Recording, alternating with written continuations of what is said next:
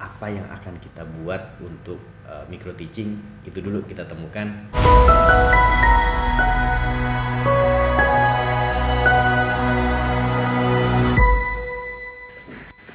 Assalamualaikum warahmatullahi wabarakatuh. Teman-teman, saya punya pengalaman terkait dengan uji kompetensi trainer dari BNSP. Nah, saya ngucapin terima kasih banyak nih buat Pak Yosep selaku pembimbing pada saat saya melakukan uji kompetensi dari BNSP dan juga dari M-Trace.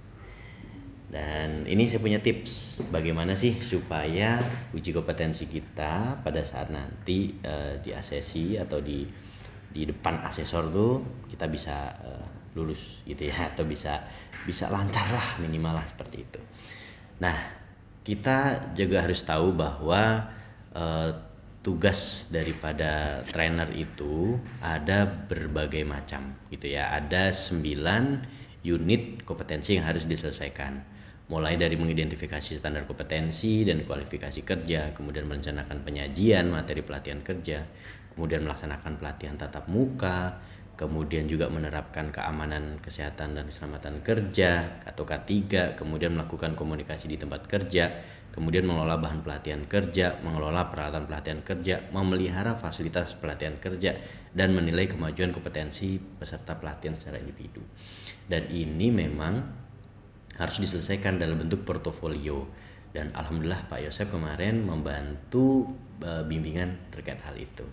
Dan hari ini saya tidak membahas terkait dengan satu persatu itu, tapi bagaimana best practice-nya seperti apa. Nah, saya coba nih kali ini coba minimal 3 dulu deh yang kita bahas. Yang pertama, mengidentifikasi standar kompetensi dan kualifikasi kerja, kemudian merencanakan penyajian materi pelatihan kerja, dan melaksanakan pelatihan tatap muka.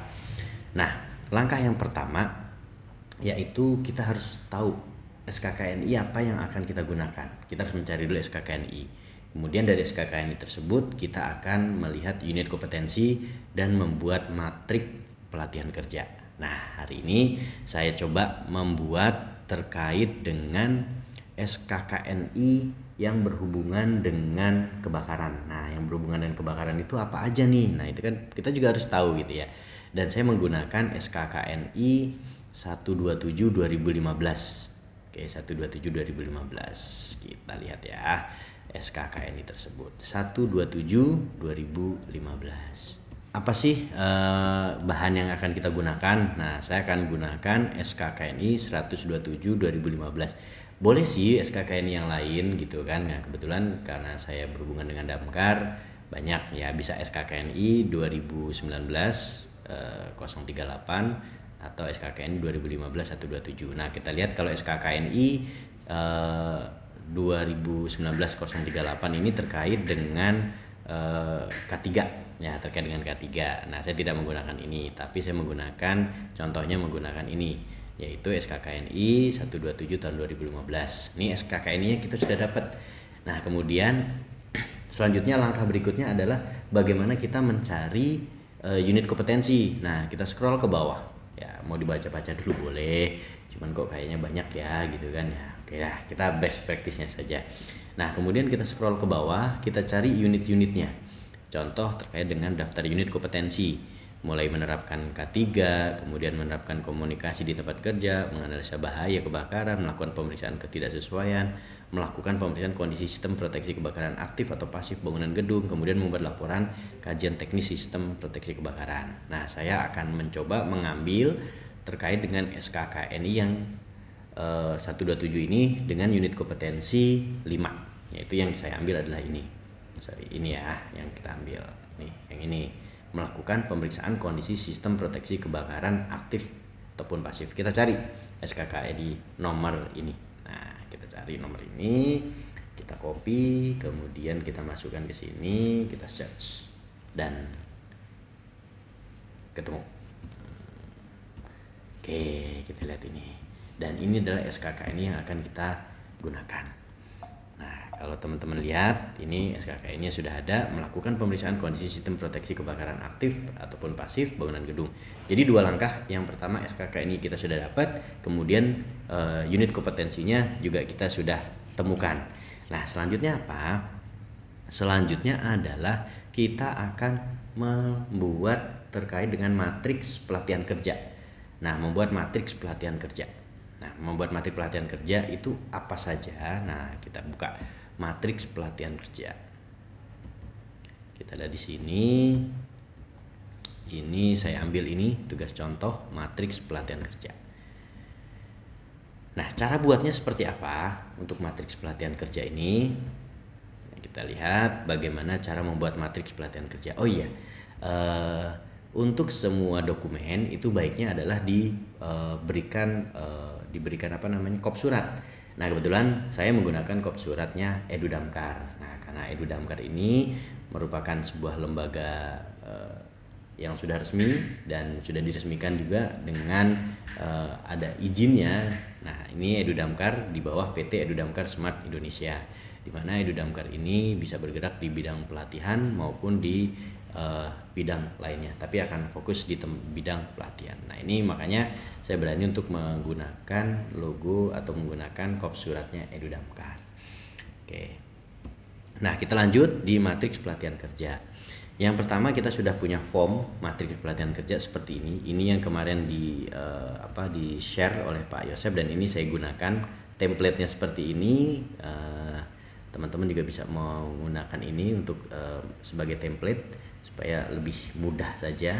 Jadi kita tidak mengalami kesulitan. Mudah-mudahan kelihatan ya template saya. Nah, langkah berikutnya apa?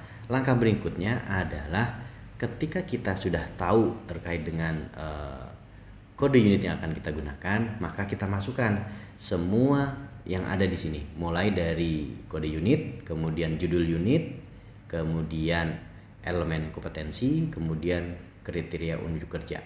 Nah, kita lihat di sini elemen kompetensinya ada berapa? Di sini elemen kompetensinya ada 3. Di setiap elemen kompetensi ini ada yang namanya kriteria unjuk kerja, dan ini dimasukkan semuanya.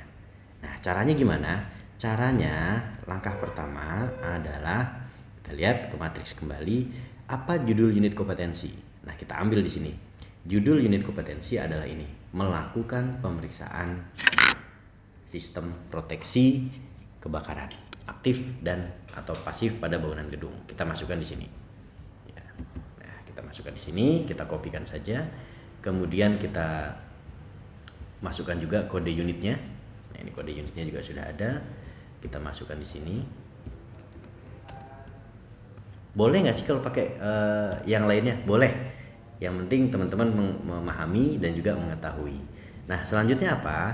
Selanjutnya adalah elemen kompetensi. Nah, kita akan ambil elemen kompetensi. Apa saja elemen kompetensinya yang ada? Nah, bisa kita lihat di sini. Elemen kompetensi yang pertama saya ambil di sini. Mengidentifikasi sistem proteksi kebakaran. Nah, kita masukkan di sini. Elemen kompetensinya. Masukkan di sini.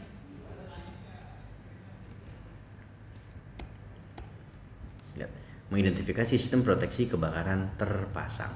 Nah, setelah dimasukkan di sini untuk elemen kompetensinya, kemudian kita melihat kriteria unjuk kerjanya apa. Nah, kita masukkan kriteria unjuk kerja yang pertama, yaitu data sistem proteksi kebakaran terpasang dikumpulkan dengan menggunakan standar referensi standar SNI.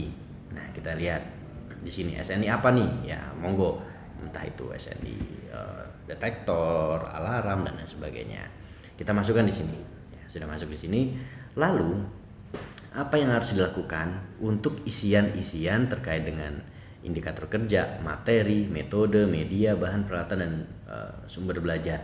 Anggaplah nanti kita akan melakukan micro teaching terkait dengan uji kompetensi kita adalah paparan atau hanya presentasi, bukan praktek. Nah, langkah berikutnya apa? Yaitu kriteria unjuk kerja ini dimasukkan ke dalam indikator unjuk kerja, di mana indikator unjuk kerja itu memiliki komponen pengetahuan, kemudian keterampilan, dan juga sikap kerja. Caranya gimana? Tinggal dikopikan saja di sini. Sistem kita buat kalimatnya supaya lebih enak lah gitu ya. Kalau di dalam tingkat pengetahuan, maka kita akan mendapatkan atau wajib menambahkan kata dapat di dalamnya. Nah, contoh seperti ini. Nanti kita olah kalimatnya lebih enak gitu ya. Misalkan gini, dapat ya. dapat apa nih kira-kira ini, dengan sistem proteksi kebakaran terpasang dikumpulkan dengan menggunakan referensi standar nasional. Misalkan bahasa yang akan kita gunakan adalah dapat menjelaskan cara mengumpulkan, misalkan seperti itu. Nah, kita lihat di sini. Jadi dapat menjelaskan cara mengumpulkan data gitu ya. Kita tulis di sini. Dapat menjelaskan cara mengumpulkan data. Cara mengumpulkan data dengan menggunakan referensi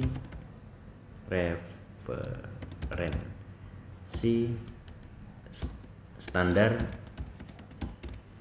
nasional Indonesia atau SNI.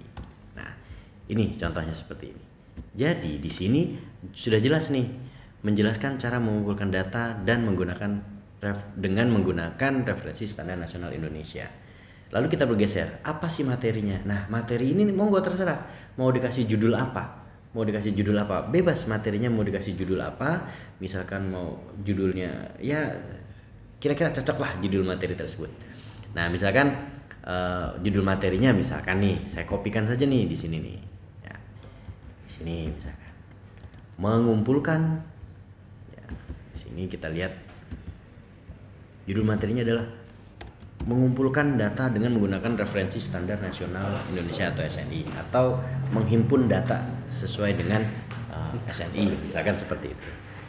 Nah, ini bisa kita gunakan materi tersebut, atau terserah mau judulnya seperti apa. Kemudian berikutnya adalah indikator unjuk kerja yang berikutnya, yaitu dengan mampu, yaitu kita bisa bisa mengkopikan aja dari sini, yaitu mampu mengumpulkan. Nah, ini bisa kita kopikan di sini dengan menambahkan ini, misalkan seperti itu, mampu mengumpulkan data dengan menggunakan referensi standar nasional Indonesia. Nah, di sini harus apa dia untuk tingkat sikap kerjanya? Kalau keterampilannya kan mampu mengumpulkan data. Kalau sikap kerjanya apa?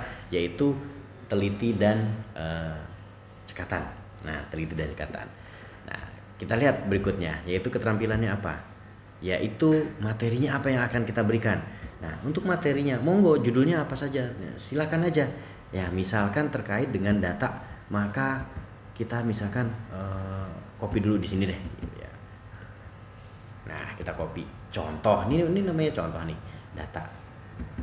Kita lihat di sini, kita tambahkan misalkan judul materinya adalah kebutuhan data dengan menggunakan referensi standar dan seterusnya. Itu judul materinya. Kemudian harus seperti apa? Harus teliti dan juga cekatan. Nah, ini juga bisa kita tuliskan di situ. Jadi itu nggak terlalu sulit. Nah, berikutnya adalah setelah KUK yang pertama, kriteria unjuk kerja yang pertama selesai, ini kan selesai.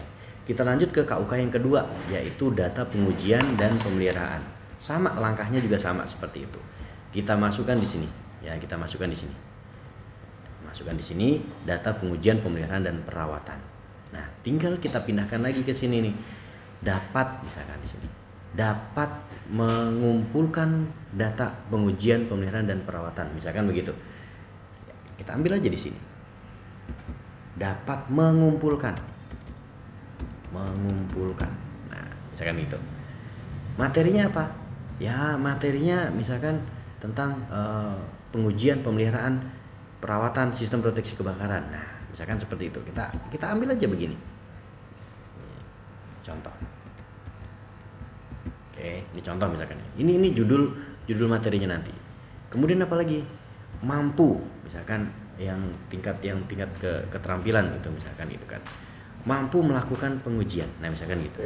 Kopi teh. Nah, misalkan gini.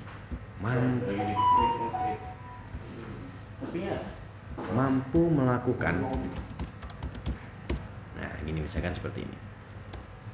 Melakukan. Ya. Jadi mampu melakukan pengujian, pemeliharaan dan perawatan. Nah, ini kita bisa tinggal tambahkan nanti pada saat di materinya, misalkan tambahkan lagi prosedur pengujian, dan misalkan gitu ya, misalkan contoh daripada pada materinya seperti apa misalkan. Tinggal ditambahkan di sini prosedur, nah seperti prosedur pengujian, pemeliharaan dan seterusnya. Nah seperti itu. Nah yang lainnya template yang sudah ada bisa tinggal kita isi. Terus kita lakukan pengisian seluruhnya sampai pada tahapan keseluruhan. Nah ini teman-teman, ini kebetulan saya sudah buat bagaimana terkait dengan matrik yang ada. Nah ini semua, jadi seluruh elemen yang ada, KUK yang ada kita isi semua sampai dengan KUK yang ketiga, 3.1, 3.2. Jadi seluruh KUK atau kriteria unjuk kerja yang ada di dalam SKKN ini atau di unit kompetensi ini dimasukkan semuanya. Gampang kan sebenarnya. Jadi kalau kita lihat atau bisa kita simpulkan bahwa tugas dari trainer yang pertama itu sudah selesai, mulai dari SKKNI, kemudian unit kompetensi, kemudian matriks pelatihan. Nah itu yang pertama. Kemudian kita lanjut ke unit kompetensi yang kedua, yaitu apa? Membuat session plan, kemudian lembar soal, lembar informasi, kemudian lembar jawaban. Nah ini yang akan dijadikan bahan micro teaching. Kebetulan saya mengambil terkait dengan SKKNI yang 127 tadi, yaitu KUK 3.3, yaitu sistem proteksi kebakaran terpasang diuji kinerjanya. Sehingga saya akan membuat bahan micro teachingnya tadi adalah tentang bagaimana melakukan pengujian sistem proteksi kebakaran. Sebagai contoh ini, saya pertama membuat session plan. Kita lihat session plannya. Session plan yang akan kita gunakan itu seperti apa? Nih contoh. Ini adalah portofolio kedua, yaitu judulnya merencanakan penyajian materi pelatihan. Ini session plannya. Saya beri nama pelatihannya adalah pemeriksaan sistem proteksi terpasang dengan kejuruannya misalkan Fire Safety Engineering. Kemudian kode unitnya sesuaikan dengan kode unit yang ada di SKKNI tadi. Kemudian judul unitnya adalah melakukan pengujian sistem deteksi kebakaran. Kemudian elemen kerjanya melaksanakan pengujian kinerja sistem proteksi kebakaran terpasang. Penyajiannya yang pertama misalkan, kemudian waktunya 15 menit dengan KUK-nya sistem proteksi kebakaran terpasang diuji kinerjanya. Kemudian judul materinya apa? Yaitu cara menguji sistem deteksi kebakaran. Karena ini sifatnya micro teaching, kecil, sehingga hanya bagian kecilnya saja, yaitu cukup di bagian deteksi saja. Ya mau dikecilkan lagi misalkan deteksi asap misalkan, ya boleh. Mau lebih kecilkan lagi misalkan detektor asap jenis beam detektor, itu juga boleh, nggak ada masalah.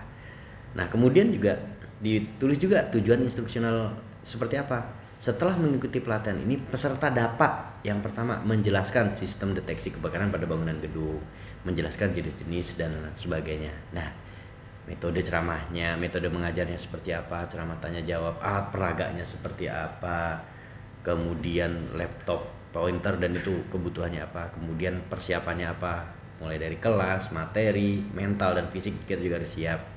Kemudian mulai dari pendahuluan, memperkenalkan diri, mengabsen peserta pelatihan dan sebagainya, ini ditulis. Nah ini ada di dalam template ini gitu ya.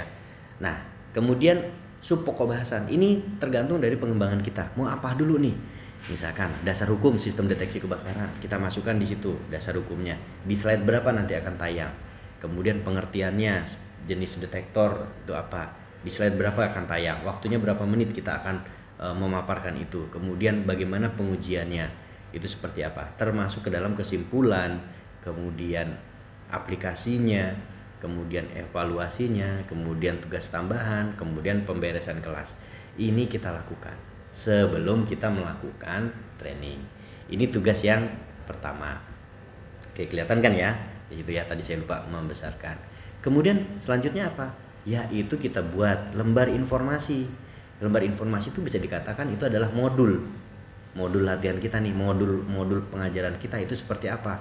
Nah terserah standarnya seperti apa modul itu, tapi yang jelas nanti kita punya form seperti apa, monggo silahkan disesuaikan dengan modulnya tersebut. Nah ini modul ini adalah terkait dengan materi, nggak usah banyak, sedikit aja tapi jelas ini terkait dengan modul. Nah setelah modul maka kita buat juga terkait dengan evaluasi. Nah ini lembar evaluasi. Ini lembar evaluasi itu semacam tanya jawab. pertanyaan untuk mengevaluasi terkait dengan micro teaching yang sudah kita berikan. Boleh mau bentuknya lembaran, mau bentuknya link, Google Form atau yang sejenisnya, itu boleh. Ya, tinggal kita buat. Nah, kebetulan saya buatnya hanya 3 soal untuk pilihan ganda dan 2 soal esai. Nah, ini adalah lembar evaluasinya, kemudian juga disiapkan juga lembar jawabannya seperti apa. Nah, ini adalah kunci jawabannya. Ini nanti juga harus disiapkan. Itu unit kompetensi yang ke berapa tadi? Kedua. Nah, selanjutnya tugas berikutnya apa? Melaksanakan pelatihan tatap muka. Maka kita harus juga mempersiapkan terkait dengan slide. Nah, saya sudah menyiapkan slide-nya. Nah, slide-nya itu apa? Slide-nya sesuai dengan yang ada di session plan tadi. Apa saja itu? Mulai dari perkenalan, kemudian juga tujuan daripada pelaksanaan kediklatannya atau pelaksanaan materinya seperti ini. Ini bagian daripada portofolio ketiga, yaitu melaksanakan pelatihan tatap muka face to face. Mulai dari perkenalan seperti ini, kemudian K3-nya seperti apa atau safety induction-nya, ini contohnya, kemudian judulnya bagaimana gitu kan judulnya, kemudian juga tujuan daripada materi ini apa, kemudian juga dasar hukumnya sesuai dengan yang ada di dalam session plan. Kemudian juga pengertiannya yang tadi sesuai dengan session plan. Nah, seperti itu. Kemudian jangan lupa ditambahkan kesimpulan, kemudian pertanyaan kalau memang kita akan memberikan pertanyaan, kemudian evaluasi. Kebetulan saya menggunakan evaluasinya adalah menggunakan Google Form, sehingga kita bisa menggunakan itu gitu. Kemudian tugas tambahan jika memang ada, ini adalah contoh daripada tugas tambahan.